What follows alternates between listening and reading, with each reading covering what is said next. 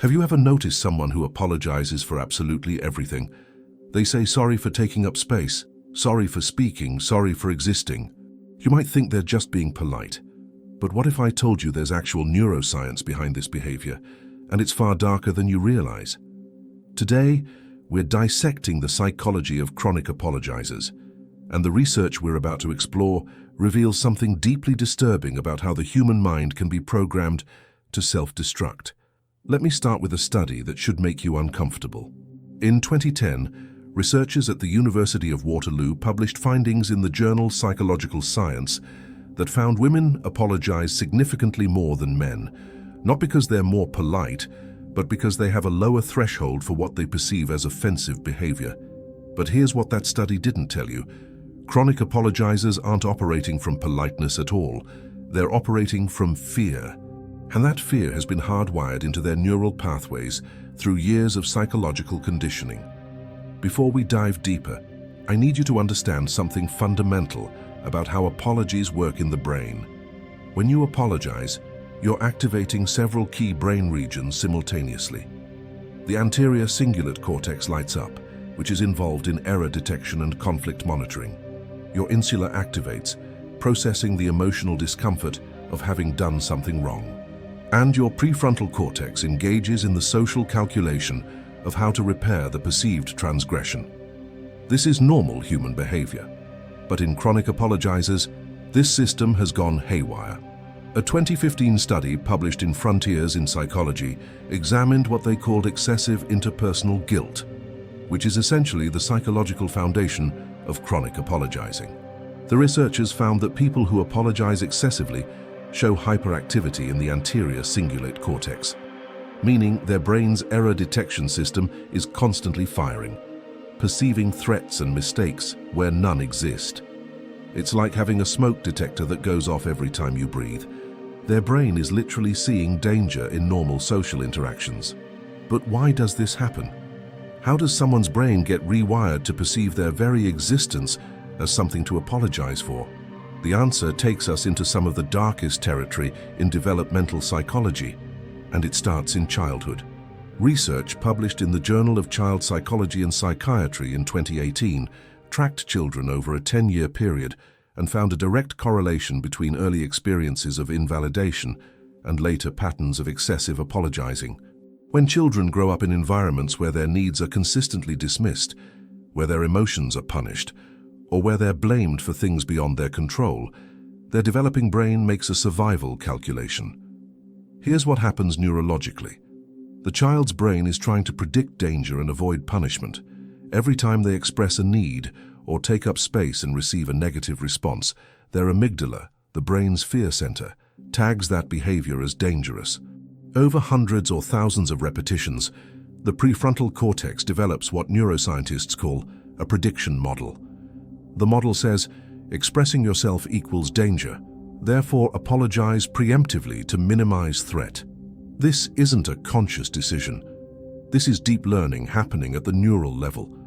A groundbreaking 2019 study from the University of Cambridge used fMRI imaging to scan the brains of chronic apologizers while they engaged in normal social interactions. What they found was striking. These individuals showed elevated activity in the amygdala and reduced activity in the ventromedial prefrontal cortex, which is responsible for fear extinction and emotional regulation. In plain English, their fear response was hyperactive, and their ability to tell themselves, "You're safe, you don't need to be afraid," was impaired. They were literally stuck in a state of perceived threat during routine social interactions. Now let's talk about the role of cortisol, because this is where the biology gets really dark. Cortisol is your primary stress hormone, released by your adrenal glands when you perceive threat. Research published in Psychoneuroendocrinology in 2017 found that chronic apologizers have dysregulated cortisol patterns. Their baseline cortisol levels are elevated, meaning they're living in a constant state of low-level stress. But here's the kicker. When they apologize, they get a temporary reduction in cortisol. The apology becomes a stress relief mechanism, a way to chemically regulate their nervous system. This creates a devastating feedback loop. The person feels anxiety. They apologize, they get temporary relief. Their brain learns that apologizing reduces threat, so they apologize more frequently, which actually increases their baseline anxiety because they're constantly reinforcing the belief that they're doing something wrong. It's a self-perpetuating cycle of psychological self-harm, and most people caught in it have no idea it's happening. Let me introduce you to a concept from trauma research that explains this perfectly. Dr. Pete Walker, who specializes in complex PTSD, identified what he calls the fawn response. You've probably heard of fight, flight, or freeze. Fawn is the fourth trauma response, where the person attempts to appease the perceived threat through submission and people-pleasing. Chronic apologizing is a manifestation of the fawn response. The person's nervous system has learned that the safest way to navigate the world is to make themselves as small and non-threatening as possible. A 2020 study in the Journal of Traumatic Stress found that individuals with histories of emotional abuse or neglect were 3.4 times more likely to exhibit chronic apologizing behavior compared to control groups. The researchers used something called the Apology Frequency Scale and found that trauma survivors apologized an average of 22 times per day for things that required no apology compared to 3 times per day in the general population. Think about that. 22 times a day their brain is telling them they've done something wrong, something that requires atonement. But here's where it gets even more sinister. Research from Stanford University, published in 2021 in the journal Social, Psychological and Personality Science, examined what they called strategic over-apologizing versus compulsive over-apologizing. Strategic apologizers use apologies manipulatively to deflect accountability or gain sympathy. But compulsive apologizers, the ones we're focusing on today, are doing something far more tragic. They've internalized a belief system that says their fundamental existence is burdensome to others. The researchers used a clever experimental design. They had participants engage in a collaborative task where mistakes were deliberately built into the system. Strategic apologizers apologized more when someone was watching and when there were social consequences. Compulsive apologizers apologized at the same high rate, regardless of whether anyone was watching or whether there were any consequences at all. They were apologizing to an internalized critical voice, not to actual people. Their judge, jury, and executioner lived inside their own mind. Now let's talk about the neurochemistry of shame, because chronic apologizing is fundamentally rooted in shame. A fascinating 2018 study published in Nature Neuroscience identified a specific neural circuit involved in shame processing. It involves the medial prefrontal cortex, the anterior cingulate cortex, and the insula, all communicating with each other in a feedback loop. In healthy individuals, this circuit activates temporarily when they've actually violated a social norm, then deactivates once the situation is resolved. In chronic apologizers, this shame circuit is chronically activated. The researchers found that this constant activation actually changes the brain structure over time. Using diffusion tensor imaging, they observed reduced white matter integrity in the pathways connecting these regions in people with chronic shame. Essentially, the wiring that's supposed to turn off the shame response gets damaged from overuse. It's like a light switch that gets stuck in the on position because you've flipped it too many times. The brain loses its ability to distinguish between situations that warrant shame and situations that don't. Here's a study that really illuminates the social dynamics at play. Research from the University of Queensland, published in 2019 in the Journal of Personality, examined what happens in relationships when one person is a chronic apologizer.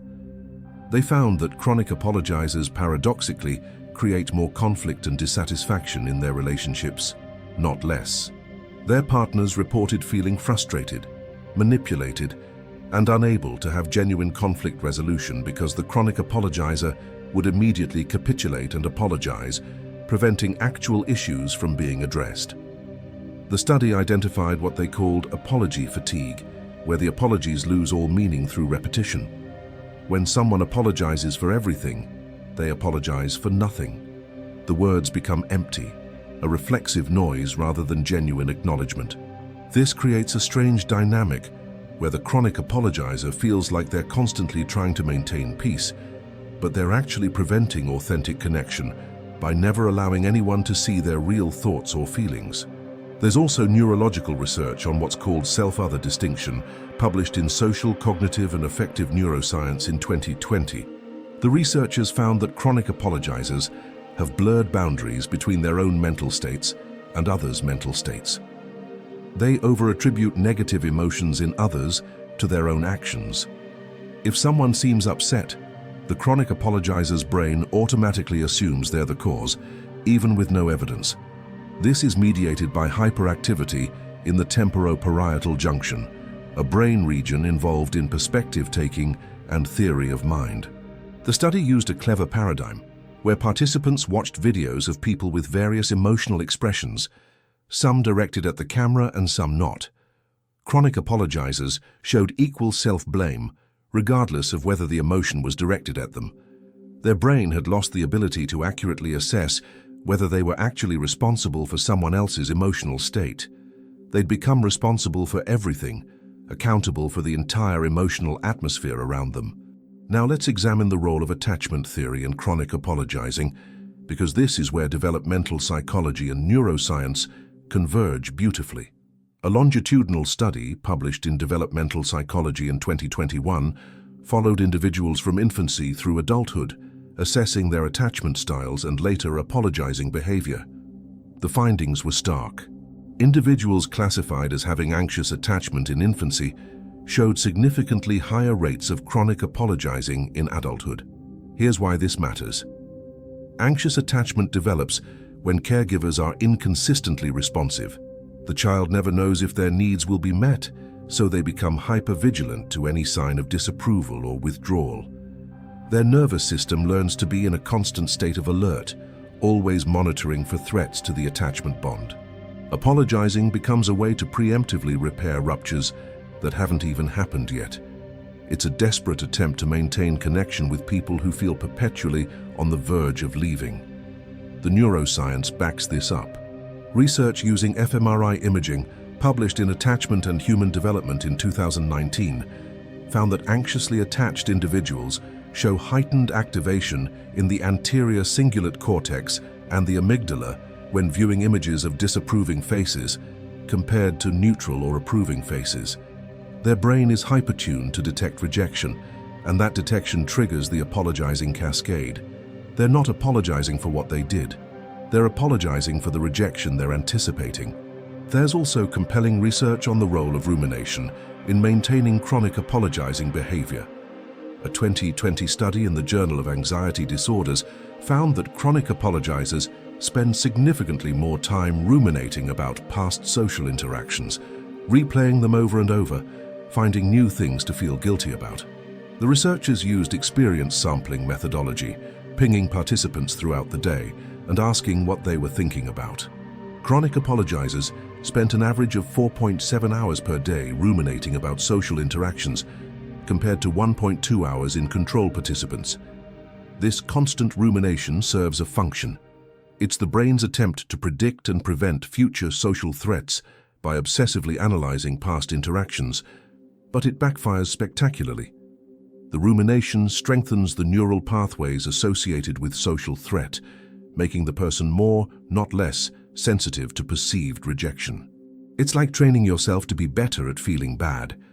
The more you practice spotting your mistakes, the more mistakes you'll find, even where none exist. Let me share some research that reveals just how physically harmful this pattern is. A 2018 study published in Health Psychology examined the physiological correlates of chronic apologizing. They measured heart rate variability, a key indicator of nervous system health in chronic apologizers, versus controls during normal social interactions. The chronic apologizers showed significantly reduced heart rate variability, indicating a stressed, inflexible nervous system. They were physiologically stuck in a defensive state, unable to relax even during friendly, non-threatening interactions. The same study measured inflammatory markers like C-reactive protein and interleukin-6. Chronic apologizers had significantly elevated inflammation, comparable to people with chronic stress disorders. This matters because chronic inflammation is linked to virtually every major disease, from cardiovascular disease to cancer to autoimmune disorders. The act of constantly apologizing, of living in a state of perpetual perceived wrongness, was literally damaging their bodies at the cellular level. Now here's where the research gets really interesting.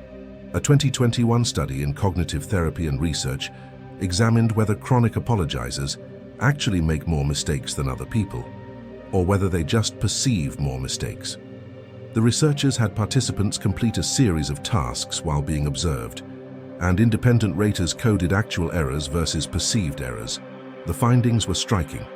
Chronic apologizers made no more actual errors than controls, but perceived 8.3 times more errors. Their reality was fundamentally distorted. The study went further, examining what's called interpretive bias. When given ambiguous social scenarios, chronic apologizers consistently interpreted them in the most negative, self-blaming way possible. For example, if someone didn't respond to a text message, controls might think they're busy, but chronic apologizers thought, I said something wrong and now they hate me. This isn't just negative thinking. This is a systematically biased perception filter that makes the world seem more dangerous and themselves more blameworthy than reality warrants. Research from Yale University, published in 2020 in the journal Emotion, examined the facial expressions and body language of chronic apologizers during social interactions. Using sophisticated facial action coding and motion capture technology, they found that chronic apologizers display what they called appeasement signals almost constantly. Their facial expressions showed more fear and submission cues, their body language was more contracted and closed, and they took up less physical space. They were communicating their low status and non-threateningness at a non-verbal level, often completely outside conscious awareness. The researchers also measured how others responded to these signals. Unfortunately, the findings weren't encouraging. While some people responded with compassion, many actually responded with less respect. The chronic apologizer's attempt to appease often triggered what evolutionary psychologists call low-status detection, where others unconsciously perceived them as having less value or competence. The strategy meant to protect them often made them more vulnerable to mistreatment. Let's talk about gender differences in chronic apologizing, because the research here reveals some disturbing socio-cultural dynamics. A comprehensive meta-analysis published in 2019 in Psychological Bulletin analyzed 183 studies on apologizing behavior across cultures. Women apologized more frequently than men across nearly every culture studied, but the gender gap was largest in cultures with more rigid gender roles. The researchers argued that chronic apologizing in women is often a result of socialization that teaches girls to prioritize others' comfort over their own needs, to make themselves small, to be accommodating. But here's what's crucial. The research also found that when men are chronic apologizers, they face different social consequences. Male chronic apologizers were perceived as less competent and less attractive as leaders compared to female chronic apologizers, suggesting that apologizing violates masculine gender norms more severely. The patriarchal system punishes both genders, just differently. Women are pressured to apologize more, but are taken less seriously. Men who apologize too much are seen as weak and face social penalties. A particularly dark study from 2021, published in the Journal of Interpersonal Violence, examined chronic apologizing in survivors of intimate partner violence. The researchers found that 87% of survivors exhibited chronic apologizing behavior even years after leaving the abusive relationship. The abuse had trained their nervous system to perceive constant threat and to use apologizing as a survival strategy. Even more disturbing, this pattern made them more vulnerable to entering new abusive relationships, because abusers specifically target people who display these appeasement behaviors. The study used something called linguistic analysis of survivors' speech patterns. They found that survivors used "I'm sorry" or apologetic language an average of once every 3.2 minutes during ordinary conversation, compared to once every 47 minutes in controls. They were apologizing for things like taking up your time and bothering you or being difficult, when they were simply existing and having normal human needs. The abuse had convinced them that their existence was inherently burdensome. Now let's examine some neuroscience research on intervention strategies, because understanding the problem is only valuable if we know how to address it. A 2020 study published in Biological Psychiatry examined the effects of mindfulness-based interventions on chronic apologizers. Using fMRI imaging before and after an 8-week mindfulness program, they found significant changes in brain activity patterns. The hyperactivity in the amygdala decreased, and the ventromedial prefrontal cortex, involved in emotion regulation, showed increased activity and connectivity. The mechanism seems to be that mindfulness training helps people create space between stimulus and response. Instead of the automatic apology reflex triggering immediately when they perceive potential disapproval, they can pause, assess whether an apology is actually warranted, and choose their response. This engages the prefrontal cortex more effectively, essentially building up the brain's capacity to regulate the fear response rather than just react to it. Another promising line of research comes from cognitive behavioral therapy studies. A 2019 randomized controlled trial published in Behavior Research and Therapy specifically targeted chronic apologizing using what they called apology exposure therapy. Participants were gradually exposed to situations where they would normally apologize but were instructed to resist the urge. The therapy included cognitive restructuring to challenge the beliefs underlying the apologizing, like "I'm responsible for everyone's emotions," or "any conflict means I did something wrong." The results were impressive. After 12 weeks of treatment, participants showed a 68% reduction in unnecessary apologizing, along with significant decreases in anxiety and increases in self-esteem. Brain imaging showed increased activation in the ventrolateral prefrontal cortex during social interactions, suggesting improved cognitive control over the apologizing impulse. The intervention was literally rewiring their brain's response to social situations. Research on self-compassion provides another angle. A 2021 study in Clinical Psychology Review found that chronic apologizers score extremely low on self-compassion measures. They treat themselves with a harshness they would never direct at others. Self-compassion training, which involves learning to treat yourself with the same kindness you'd offer a good friend, showed significant effects on reducing chronic apologizing. The mechanism appears to be that self-compassion reduces the internalized critical voice that's constantly finding fault, which in turn reduces the perceived need to apologize. There's also fascinating research on what's called assertiveness training for chronic apologizers. A 2020 study in the Journal of Counseling Psychology found that chronic apologizers often lack basic assertiveness skills, not because they don't know what to say, but because their nervous system perceives assertiveness as dangerous. The training therefore needed to include not just skill building, but also nervous system regulation techniques to help participants tolerate the physical discomfort of asserting their needs. The researchers used biofeedback during the training, helping participants see their physiological responses in real time when they practiced assertiveness. As they practiced saying things like "I disagree" or "that doesn't work for me" without apologizing, they could watch their heart rate and skin conductance on a monitor. Over time, their nervous system learned that assertiveness didn't lead to catastrophe. The predicted danger never materialized, and their brain updated its threat model. Let me share one more study that I find particularly illuminating. Research published in 2022 in Social, Psychological and Personality Science examined what happens when chronic apologizers are explicitly told to stop apologizing. The researchers instructed one group to completely eliminate unnecessary apologies for 1 week, while a control group continued their normal behavior. The intervention group reported significant increases in anxiety initially, which the researchers expected. But here's what's interesting. By the end of the week, their anxiety had decreased below baseline, and they reported feeling more authentic and more respected in their relationships. The study suggests that the apologizing is maintaining the anxiety, not relieving it.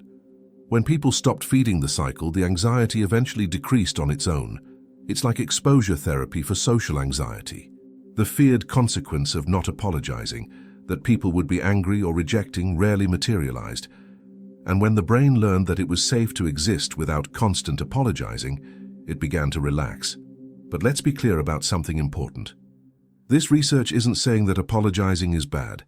Genuine apologies offered when you've actually hurt someone are crucial for maintaining healthy relationships. What we're talking about is the chronic, reflexive, unnecessary apologizing that signals deep psychological distress. The difference is in the function. A healthy apology repairs rupture. A chronic apology attempts to prevent existence. I want to address the people watching who recognize themselves in this research. If you're someone who apologizes constantly, I want you to understand that this isn't a character flaw. It's not weakness. It's a survival strategy your brain developed to keep you safe in an environment that felt threatening.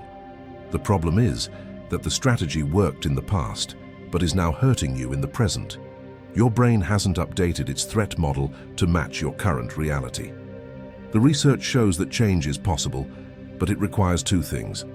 First, you need to understand the function your apologizing serves. What are you trying to prevent? What are you afraid will happen if you don't apologize? Second, you need to gradually test those predictions and allow your brain to learn that the feared consequences don't actually occur. This is uncomfortable work. Your nervous system will scream at you that you're in danger. But that's the old programming, not current reality. For those of you who have someone in your life who apologizes constantly, the research offers some guidance here too. The worst thing you can do is tell them to stop apologizing, because that just becomes one more thing they apologize for. What helps is creating genuine safety.